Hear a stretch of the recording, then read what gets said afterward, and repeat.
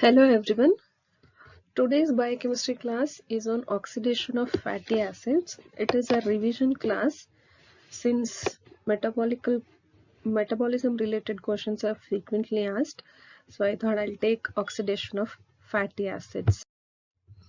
So just a brief chemistry of fats and fatty acids. If you remember, fats are the important source of energy. In the body, 80% of stored energy is in the form of stores, and fat is mainly stored in the form of triglycerides in adipose tissues or adipose cells in the body. So if 1 gram of fat is burnt, we are going to get 9 kilocalories of energy compared to proteins and carbohydrates which gives only 4 kilocalories of energy if 1 gram of fat or carbohydrate is burnt. So fats are the major source of energy in the body. So coming to fatty acids, what are these fatty acids? Fatty acids belong to class of derived lipids. If you remember the classification of lipids, which are basically classified as simple lipids, compound lipids and derived lipids, and fatty acids belong to class of derived lipids. Basically, these are aliphatic carboxylic acid with a molecular formula of RCOOH, where R stands for long hydrogen and COOH is the carboxylic group. So it is basically long hydrocarbon chain which is attached to carboxylic group. The main sources of fatty acids in the body comes from three major sources. One is the diet which we consume. Second one, the stored form of fatty acids in adipose cells. And the third form is the de novo synthesis, that is synthesis of fatty acids taking place in the body. So why these fatty acids are important source of energy? Why not proteins and carbohydrates? Because the carbon atoms present in the fatty acids are almost completely reduced. So upon oxidation, they will yield the maximum energy. And these fatty acids, as we know, they are not hydrated, so they can pack more closely in the storage tissues. These two factors make these fatty acids as the most important form of energy or storage form of energy, because upon oxidation they will give, since they are reduced, upon oxidation they will give the maximum energy, and also as they are not hydrated, they can pack closely in the storage tissues. So coming to the nomenclature, if the structure of fatty acids with, that is carboxylic group with attached to long hydrocarbon chain. So from the carboxylic end, the first carbon atom which is attached to carboxylic group will be called as alpha. The second carbon atom from the carboxylic end will be called as beta, gamma and so on. And from the methyl end, that is from the end of the hydrocarbon chain, if we label or if we start naming, it will be called as omega 1, omega 2, omega 3 and so on. From the carboxylic end, the first carbon atom attached is the alpha, beta, gamma, and from the methyl end, it will be called as omega 1, omega 2, omega 3 and so on. So this is about the nomenclature of fatty acid. So coming to oxidation proper, what is oxidation? If we remember the old classes, oxidation is nothing but the loss of electrons or the removal of hydrogen or the addition of oxygen molecule. These three terms or events comprises oxidation. So the oxidation of fatty acids is basically of three different types, that is beta oxidation, alpha oxidation, omega oxidation. Along with there is oxidation of odd chain fatty acids, oxidation of polyunsaturated fatty acids. The most common one which we will be studying is the beta oxidation, that is the major form of oxidation which is taking place in the body. So what is beta oxidation proper? It is nothing but a catabolic pathway where the free fatty acids will get converted to acetyl-CoA in the mitochondrial matrix. If you remember the fatty acid synthesis, where the starting material for fatty acid synthesis is acetyl-CoA, whereas the end product formed in beta oxidation is acetyl-CoA. If you see, the starting point of fatty acid synthesis is acetyl-CoA and the end product of oxidation of fatty acids is the acetyl-CoA. Even though the end product and the starting material are the same, the processes are not reversible of each other. Both are completely different. Both the synthesis and oxidation involve different steps. The site involved is different. The oxidation is taking place in the mitochondrial matrix and beta acid synthesis is taking place in the cytoplasm. So fatty acid synthesis and breakdown of fatty acids are not the simple reversal processes of each other. This is what we should keep in mind. The starting material of synthesis is acetyl-CoA, the end product of beta oxidation is acetyl-CoA, but they are not the reversal of each other. So what is the definition of beta oxidation? It is the oxidation of fatty acid which is occurring at the beta position with the sequential removal of two carbon atoms in the form of acetyl-CoA from the carboxyl end of the fatty acid. So it is the oxidation of fatty acid at the beta position with sequential removal of two carbon atoms which are removed in the form of acetyl-CoA one at a time from the carboxyl end of the fatty acid.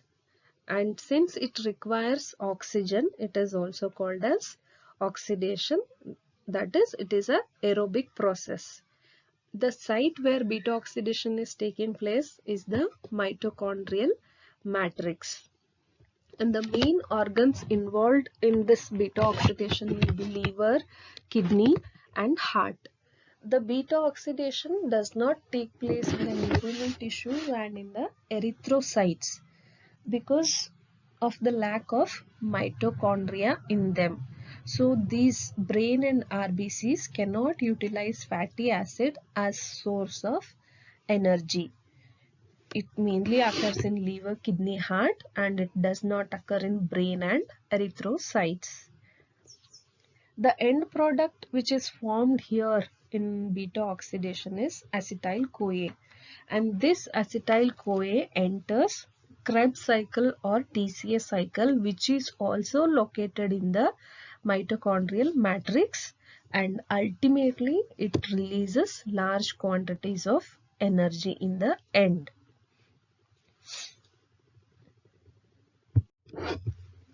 So what is the necessary for us to study beta oxidation, or what is the biomedical importance of this oxidation? If there is any impairment in the beta oxidation, that is either absence of beta oxidation because of lack of enzymes involved in it, or if there is increased fatty acid oxidation, it is associated with different clinical manifestations. For example, if there is increased fatty acid oxidation, which is characteristically seen in starvation and in uncontrolled diabetes mellitus.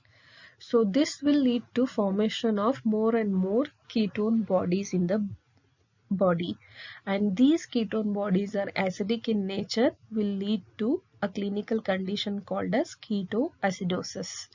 If it is associated with diabetes mellitus, it is called as diabetic ketoacidosis, or if it is seen in starvation patients, it is called as starvation ketoacidosis. If there is impairment in the beta oxidation, it will cause hypoglycemia also. And if there is deficiency of carnitine, which is involved in the beta oxidation, it is also associated with hypoglycemia, hypoketonemia and other clinical manifestations. So it is necessary to know what is beta oxidation or how is it happening, and if there is any impairment, how is it going to present, which will help in the future management of patients. So coming to beta oxidation proper, this beta oxidation is taking place in different stages. Before the proper beta oxidation of fatty acids happen, there has to be activation of fatty acids in the cytosol. Once activated, they have to be transported to the mitochondria because the enzymes of oxidation are present in the mitochondrial matrix. They have to be transported, and then the beta oxidation proper. First, the activation of fatty acids happen in the cytosol, and then transport of activated fatty acids into the mitochondria with the help of a transport or shuttle, and then beta oxidation proper. Before the activation of fatty acids in the cytosol, the fats which are stored in the adipose tissues, especially in the form of or mainly in the form of triacyl glycerol. That triacyl glycerol mainly consists of fatty acids with glycerol, and this is acted upon by enzyme, mainly lipase. Lipase enzyme acts on these triacyl glycerols and it breaks down fatty acids from the glycerol. Once these fatty acids are broken down, they will be released into the blood circulation and transported to the cytoplasm or cytosol. In the cytosol, the activation of fatty acid takes place, and this is happening in two steps requiring thiokinase enzyme, or also called as acyl-CoA synthetase enzyme, and this requires ATP molecule, coenzyme A, and magnesium as cofactor. The fatty acid in the cytoplasm will get converted to acyl adenylate by acting of the enzyme thiokinase and utilizing ATP molecules, and ATP is getting converted to pyrophosphatase, and the product formed is acyl adenylate, and this molecule combines with coenzyme A and forms activated acyl-CoA. Fatty acid with the help of enzyme thiokinase utilizing ATP forms acyl adenylate releasing pyrophosphate, and this acyl adenylate combines with coenzyme molecule and forms acyl-CoA. And since during this activation, two high energy phosphate molecules are utilized from ATP, it is getting converted to pyrophosphatase, and this pyrophosphatase will be acted upon by pyrophosphatase enzyme and hydrolyzes pyrophosphate to phosphate molecule, and because of this the reaction is irreversible. So in simple terms, fatty acids utilizing ATP molecule releasing pyrophosphate in the presence of thiokinase and magnesium ions utilizing coenzyme A molecule will form activated fatty acyl-CoA. This fatty acyl-CoA, the fatty term will be replaced depending on number of carbon atoms present in that particular fatty acid molecule. For example, if that fatty acyl-CoA contains 16 carbon atoms, it is called as palmitoyl-CoA or palmitic acid. If that has 18 carbon atoms, the terminology will be stearic acid or stearoyl-CoA. Or if it contains different number of carbon atoms, the labeling or the name of that particular fatty acyl-CoA will be called. So once it is activated, this has to be transported to mitochondrial matrix because the enzymes are present in the mitochondrial matrix, and we all know that the inner mitochondrial membrane is impermeable to fatty acids, and because of this there we have a shuttle system called as carnitine shuttle system, which the main function of this is to transport the activated fatty acyl-CoA enzyme from cytosol to the mitochondrial matrix. What is this carnitine? Carnitine is basically a growth factor which is nothing but beta hydroxy gamma trimethyl amino butyrate. And this carnitine is synthesized in the liver and kidney by two amino acids, that is lysine and methionine. And the synthesis of carnitine requires vitamin C. The sources of carnitine from the diet are mainly from the red meat and dairy products. The other dietary factors which contain carnitine include nuts, pumpkin and sunflower seeds, legumes, pulses and cereals. So carnitine is basically a growth factor which is synthesized in the liver and kidney from two amino acids, lysine and methionine. So how this transport is happening? Basically, in the cytosol, the activated acyl-CoA, that is fatty acyl-CoA, combines with carnitine and gets converted to acylcarnitine with the release of coenzyme A molecule with the help of carnitine acyltransferase 1 enzyme. Acyl-CoA, the activated fatty acyl-CoA, combines with carnitine and gets converted to acylcarnitine with the release of coenzyme A molecule in the presence of carnitine acyltransferase 1 enzyme. Once acylcarnitine is formed in the cytosol, this has to be transported across the mitochondrial membrane, and for this it requires a special carrier protein called as translocase.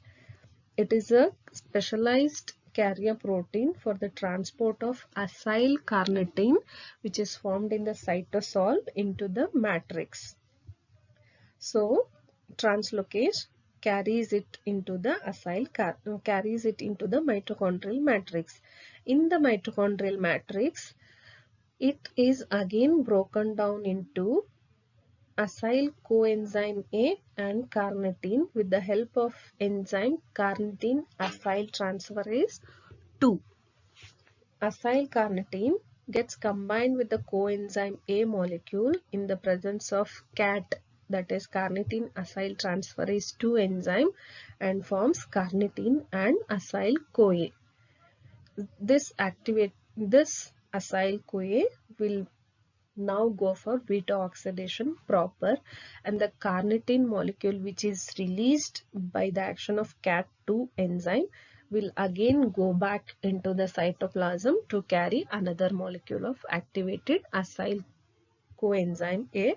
So the cycle of transport or shuttle system is continued. So coming to beta oxidation proper, which is taking place in the mitochondrial matrix, and basically there are 4 steps involved in an oxidation. The first step is the dehydrogenation or oxidation, which is happening by FAD linked dehydrogenase enzyme. The second step is the hydration, that is addition of water molecule, which is happening with the help of hydratase enzyme. The third reaction or the third step is again dehydrogenation or oxidation, which is happening by NAD linked dehydrogenase enzyme. And the fourth step is the cleavage, which is happening with the help of thiolase enzyme. So if we take the breakdown of 16 carbon atom palmitol CoA, the beta oxidation will be happening between alpha and beta carbon atoms. The breakdown is happening here, that is between alpha and beta carbon chain from the carboxyl end. So the first reaction or the first step, that is dehydrogenation reaction, where there will be removal of hydrogen atoms between alpha and beta chains, and this is happening with the help of enzyme acyl-CoA dehydrogenase. with the removal of hydrogen atoms, there will be formation of double bond. If you see the structure of palmitoyl-CoA, between alpha and beta carbon, the dehydrogenation is taking place. The hydrogen atoms are removed from between this, and a double bond is formed between alpha and beta. You can see here a double bond is formed with the removal of hydrogen atoms. The hydrogen atoms which are released here will be accepted by FAD, and this molecule will get converted to FADH2, and this FADH2 will enter the electron transport chain, which is also located in the mitochondrial matrix, and the product formed here will be trans-enoyl-CoA. Here, that is in the first step, then that is dehydrogenation, hydrogen atoms are removed and a double bond is formed, and the hydrogen atoms which are released will be accepted by FAD, and this gets converted to FADH2, and which enters electron transport chain, which is also located in the mitochondrial matrix, and this reaction requires an enzyme called as acyl-CoA dehydrogenase, and the product formed is trans-enoyl-CoA. So the second step, that is hydration step, that is nothing but addition of water molecule. The trans-enoyl-CoA which is formed in the first reaction, there will be addition of water molecule with the help of hydratase enzyme H2O, where hydrogen atom will be added at the alpha carbon, and the hydroxyl group will be added at the beta carbon. If you see the structure, trans-enoyl-CoA, H2O, 1H, that is hydrogen atom will be added at the carboxyl group, and the OH is added at the beta carbon of the trans-enoyl-CoA, and the product formed here is the hydroxyacyl-CoA. The second reaction is nothing but hydration, where there is addition of water molecule of the addition of water molecule, and the product formed is hydroxyacyl-CoA. Third reaction is again dehydrogenation or oxidation, where again removal of hydrogen atoms takes place.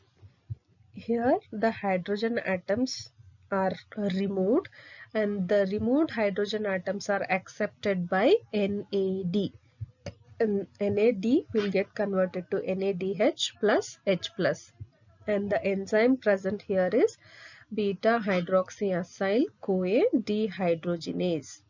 The hydrogen is removed from the beta carbon of the hydroxyl acyl-CoA, and it again forms a double bond. Here the hydrogen atoms are removed from the beta carbon, and a double bond is formed here. If you see the structure, you will identify hydrogen atoms are removed from the beta carbon and a double bond is formed. The removed hydrogen molecules will be accepted by NAD, and NADH plus H plus is formed, and this enters the electron transport chain, and utilizing enzyme beta hydroxyacyl-CoA dehydrogenase, and the product formed is beta ketoacyl coenzyme A. The fourth step is the simple cleavage of the product formed, cleavage of the beta ketoacyl coenzyme A, where the carbon fragments are broken down between the alpha and beta carbon. See the structure of beta ketoacyl-CoA, where there is breakdown of the carbon fragments is happening between alpha and beta carbons by an enzyme called as thiolase, and this requires addition of one molecule of coenzyme A, and the products formed will be one molecule of acetyl-CoA and a molecule or the product which is less in 2 carbon atoms, that is myristoyl-CoA.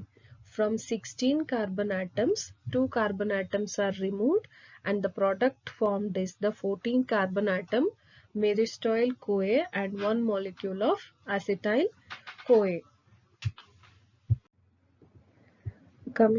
Moving on, just a brief steps of beta oxidation briefly. The first step is the dehydrogenation, where removal of hydrogen atoms with the formation of double bond and product form is trans-enoyl-CoA. To this, a water molecule is added with the help of hydratase enzyme and the product form is hydroxyacyl-CoA. Again, dehydrogenation takes place, hydrogen atoms are removed and a double bond is formed. And fourth one is the breakage or cleavage with the formation of 1 molecule of acetyl-CoA and 14 carbon molecule, that is myristoyl-CoA. So this cycle of beta oxidation continues until all the carbon atoms present in the original fatty acyl-CoA converted to acetyl-CoA. The release of acetyl-CoA leaves the palmitoyl-CoA molecule shortened by less than 2 carbon atoms, that is myristoyl-CoA. The myristoyl-CoA molecule which is formed will be substrate for the next round of oxidation, which is beginning with first step of dehydrogenation, and this cycle will continue until all the carbon atoms which are present in the fatty acid molecule will get converted to acetyl-CoA. So the last round of beta oxidation for palmitic acid will leave 2 molecules of acetyl-CoA. So the palmitoyl-CoA, which is having 16 carbon atoms, it undergoes 7 cycles of beta oxidation to form 8 molecules of acetyl-CoA in the end. So moving on to the next step, process in beta oxidation, that is regulation. How the regulation of beta oxidation is taking place. This is basically dependent on the availability of free fatty acids and by the enzyme CAT1, that is carnitine acyl transferase 1, and the level of free fatty acid is controlled by glucagon insulin ratio. Glucagon increases free fatty acid levels and insulin decreases free fatty acid levels. So if there is decrease in the free fatty acid levels, the beta oxidation is on the lower side or it is slowed down. What happens in the well-fed state, as soon as we take food for the digestion of carbohydrates, the insulin is released. Insulin acts upon and it also stimulates fatty acid synthesis by stimulating the enzymes involved in the fatty acid synthesis. So during this, there is increased synthesis of malonyl-CoA molecule, and this malonyl-CoA molecule inhibits carnitine shuttle by inhibiting carnitine acyl transferase 1 enzyme activity, because CAT1 is the regulator of the entry of fatty acids into the mitochondria. So in well-fed state, increased insulin will increase malonyl-CoA and malonyl-CoA will inhibit CAT1 enzyme. So if there is inhibition of CAT1 enzyme, the fatty acid molecules cannot enter the mitochondrial matrix. So the beta oxidation is not taking place. So what it simply means is that whenever in the well-fed state, as during the fatty acid synthesis, the oxidation is not taking place. Moving on to the energetics which is formed during this beta oxidation of palmitoyl-CoA. The 16 carbon atom palmitoyl-CoA will undergo 7 cycles of beta oxidation to form 8 molecules of acetyl-CoA. And during that 7 cycles, we will have 7 molecules of FADH2 and 7 molecules of NADH plus H. So the 8 molecules of acetyl-CoA which are formed will enter the TCA cycle or the Krebs cycle. So one cycle of TCA will give 10 molecules of ATP. So 8 molecules of acetyl-CoA will enter TCA cycle. So 8 into 10, that is one cycle of TCA will give 10. One cycle of TCA cycle will give 10 ATPs. So 8 cycle of TCA cycle will give us 80 ATPs. And 7 molecules of FADH2 and 7 molecules of NADH plus H will enter ETC, that is electron transport chain, which is also located in the mitochondrial matrix, will give 1.5 and 2.5 ATPs respectively. So 1.5 ATPs from FADH2 into 7 cycles will give us 10.5 ATPs, and 7 molecules of NADH plus H into 7 cycles will give rise to 17.5 ATPs. So the total in one cycle from one molecules of palmitoyl-CoA will give us 108 ATPs. If you remember the activation of fatty acid reaction, which is requiring 2 ATP molecules for the activation of fatty acid to acyl-CoA. So 2 molecules of ATPs are utilized in the activation. So 108 ATPs minus 2 ATPs will give rise to 106 ATP molecules from breakdown of 1 molecule of palmitoyl-CoA. This is the energetics. So palmitoyl-CoA is a 16 carbon atom, that is even number of carbon atoms, that is even chain fatty acid. So what happens if there is odd number of carbon atoms, that is odd chain fatty acid oxidation. Here this odd chain fatty acid oxidation is also a type of beta oxidation where there is breakdown is happening between alpha and beta carbon atoms. The product formed in the odd chain will be one molecule of acetyl-CoA with one molecule of propionyl-CoA. Propionyl-CoA contains is a 3-carbon compound. So acetyl-CoA 2 carbon atoms and propionyl-CoA with 3 carbon compounds are formed. This propionyl-CoA will get converted to succinyl-CoA, which is a member of TCA cycle. This propionyl-CoA, by acting upon the enzyme carboxylase utilizing ATP requiring carbon dioxide and utilizing biotin as a cofactor, will form D-methylmalonyl-CoA. And this D-methylmalonyl-CoA undergoes racemarization process using racemase enzyme and forms L-methylmalonyl-CoA. And this L-methylmalonyl-CoA, with the help of mutase enzyme requiring vitamin B12, will form succinyl-CoA, and this succinyl-CoA enters TCA cycle, and this succinyl-CoA is the only part of fatty acid oxidation which is glucogenic in nature. If you remember vitamin B12, the functions or the main reactions where vitamin B12 involved, this is the important reaction where metabolic reaction which is requiring B12. In the absence of B12, succinyl-CoA will not be formed from propionyl-CoA. So there is accumulation of propionyl-CoA molecule in the absence of B12, vitamin B12 molecule. So if some disorders which are related to beta oxidation are carnitine deficiency.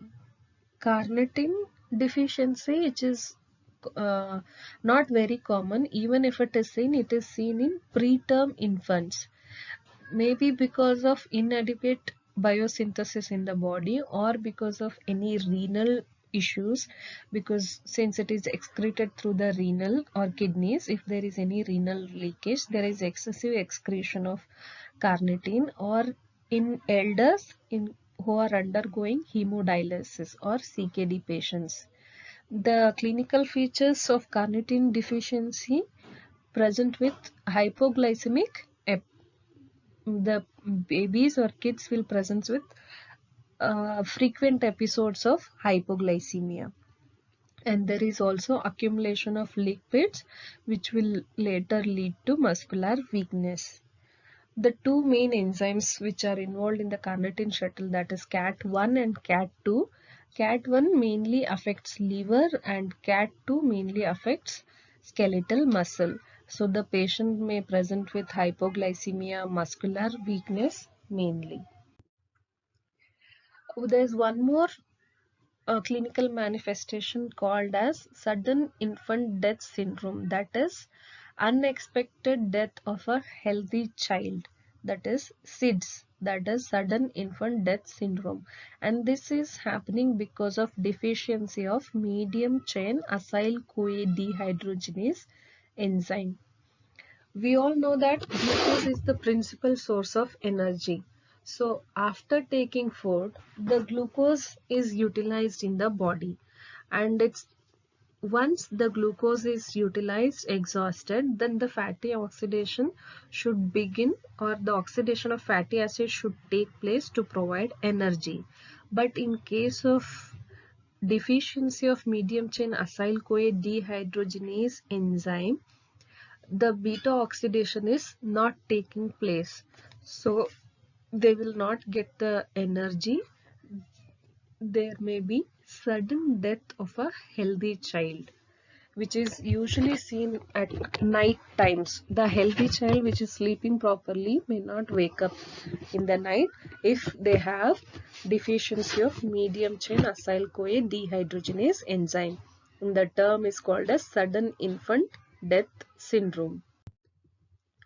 The next entity is Jamaican vomiting sickness. This is caused by